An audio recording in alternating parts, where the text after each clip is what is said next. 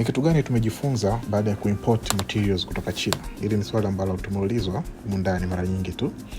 So leo nitawapa pros and cons za kuchukua vitu kutoka huku China. Hapa nataka kuwapa pros kwanza kwa sababu ni nyingi kuliko cons. Kitu cha kwanza tulichojifunza kuchukua vitu kutoka China ni uniqueness. Vitu tunavyovichukua kutoka huku ni vya kitofauti na vinakuwa bado havijashika soko kwa kiwango hicho upande wa Tanzania. Kwa hivyo ukichukua kama unafanya biashara ya hoteli au jengo la kibiashara, jengo lako lazima litakuwa la tofauti sana kulingana na products ambazo utazipata na teknolojia ambayo unaweza kaiweka ndani ya jengo lako.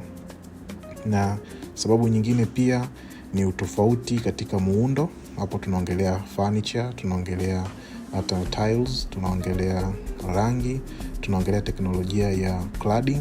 China imeshaimarika hii teknolojia. Kwa badala ya kupaka rangi kuta zako, kama unavyoona ukuta hujapakwa rangi huu, unawekwa bodi au saa nyingine tunaweka cladding ya pazia. Kuna kitambaa fulani inaitwa wall cloth.